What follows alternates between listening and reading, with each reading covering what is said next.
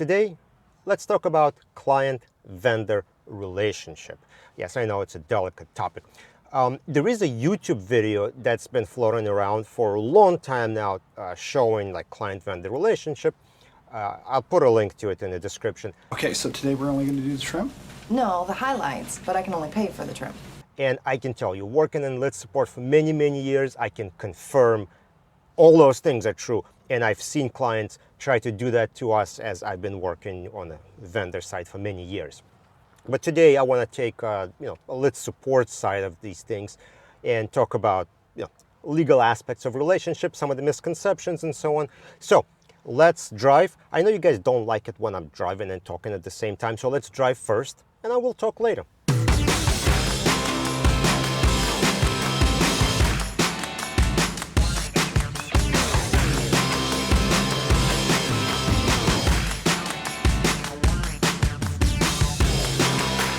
Here we are. All right. So for those of you who don't know, this is a Verrazano Narrows Bridge. It goes from Brooklyn to Staten Island. Let's walk around and talk about our topic. I really like driving over that bridge. I love coming over to this parking spot. This bridge is really awesome. I don't know. I really like it. Now, for those flat Earth people, did you know that the tops of the bridge, the top of the towers, is actually further apart than the bottom to compensate for the curvature of the Earth? Like it actually was in a design spec. So I think the first place where I want to start is client's expectation that vendor knows your case. And I don't mean knows in terms of like what kind of data we got, where it was acquired from, how it was processed, but knowing case as far as what documents are actually in the case. A long time ago, we had a case where client sends an email saying like, oh, the last production's all wrong, we're missing documents, So everyone freaks out, of course, what's going on, why there are documents missing? So we go, we check the tags, we check it against what was marked for production, against the safe search, check it against what was exported, go to the DAT file, everything checks out, check the OPT, counts of the files, everything checks out perfectly. We even find an email from a client or maybe sent to the client with the document count, everything's perfect. We call up a client saying like, what's going on? Why are you saying things are missing? Why are you panicking? And they're like, well, you didn't produce, I don't know what it was, transcripts or something. Don't you know whenever we run a production, we always include transcripts. Transcripts weren't included in this production. And we're like, I don't know. I mean, did you tag them for production? And he's like, I don't know whether they were tagged or not, but every time we produced before, we always included transcripts. So they should have been included in this production. Like, dude, that's what the responsive tag is for. You got to check the checkbox there. It's going to get included in the production. So that's one of the big misconceptions, that the vendor actually knows what kind of documents you have. We don't look at them. We don't read them. We don't know what you have. We know where they're coming from, what file types they are, how they were processed, but we don't read your documents. Now, another misconception or bad behavior, or what you want to call it, is that you need to be like a really tough with vendors. You got to be that ball-busting guy that's going to be like short, brief, is going to like keep vendors on their toes and always going to be like, yeah, get it done, this deadline, So that's usually a bad idea. That usually does not work out in the long run. Then we had this one client that was, asked for advice or asked for some kind of solution to a problem that there was no easy way to resolve it, like the software just doesn't do it. So he'd say, well, is there any way you can do so and so? And we would try to figure it out, maybe try to get him, halfway there or something like that. But whenever we would do that, it seems like he would get even more mad, like, oh, well, you did it, but this is not good enough. This is a terrible solution. This is so and so. And again, this is one of those situations where you want vendor to be your partner. You want to consult with them. You want to ask them. And if you just being a jerk like that, and whatever solutions that they offer, always come back to them to basically bite them in the butt, they're not going to give you any solutions. Like, you say, oh, we have this problem with NSF files, we can't get something. Is there something you can come up with? And if I have bad experience working with you, and I know that you've been a jerk to me, or I tried to come up with something and it just turned out to be worse for me, then what I'll do straight up, I'll just say, no, we use this processing software. This processing software doesn't support these file types. Done. Go and get a Mac and review files like that or something like that, and I'll end the conversation there, as opposed to trying to come up with maybe some kind of 30% halfway solution, because I know that client's just going to get frustrated over it, they will not accept it, and it'll just turn out to be worse for me in the long run. So I'll just say no and move on. So again, don't be that ball-busting guy.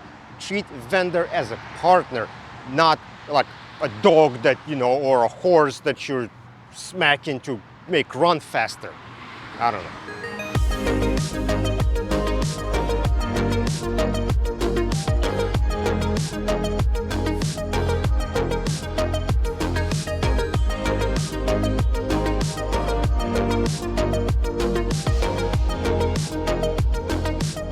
All right, next item on my list is not planning ahead. Yes, I know, everyone wants more time, no one's got time, their deadlines, this and that.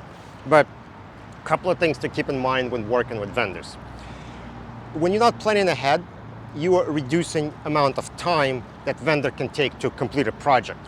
First thing that goes out the window when you shrink deadlines is quality control.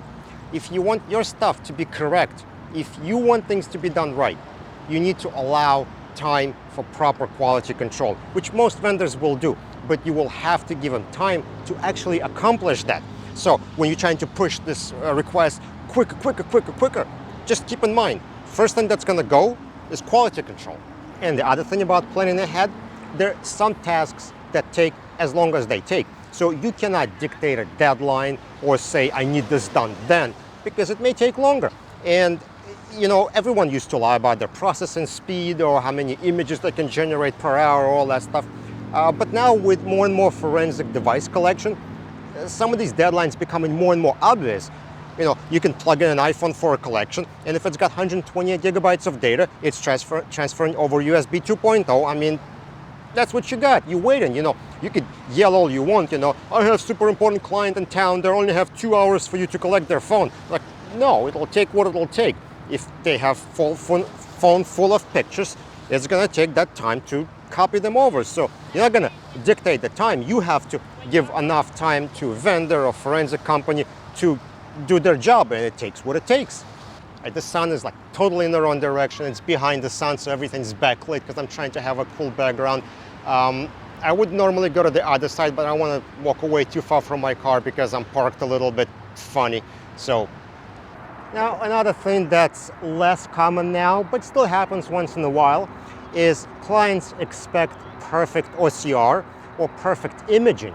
And with OCR, I think we all know, it's not a perfect technology. It does what it does. Whatever results you get, that's what it is. You'll get people saying like, well, there are other OCR settings you can try or something like that, but that's been okay. And I think we're also going a long way towards understanding that imaging isn't the perfect technology. Documents could be imaged in different ways. Sometimes they come out right, sometimes they don't. And being that we don't image everything ahead of time, perfect quality of imaging isn't as important now. If you see something you don't like, just re-image it. It's not a big deal. Keep that in mind. Imaging and OCR aren't perfect technologies. With OCR, you get what you get. And with imaging, if you don't like it, you can always re-image it with different settings.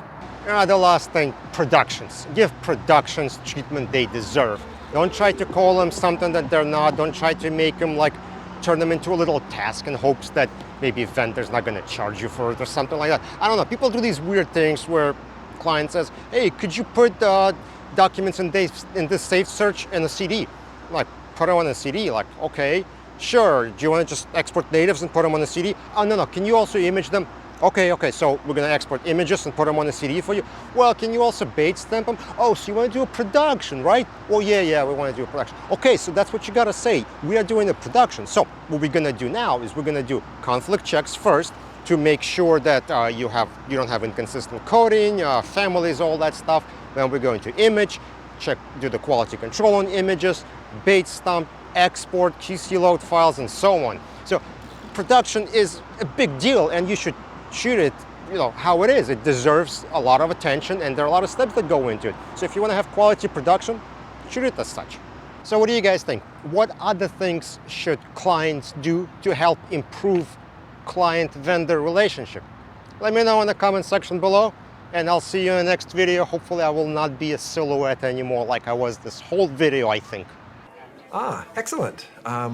We'll go ahead and we'll pay this time, but what we're gonna need you to do is show us how you made it, so we can do it on our own in-house from now on.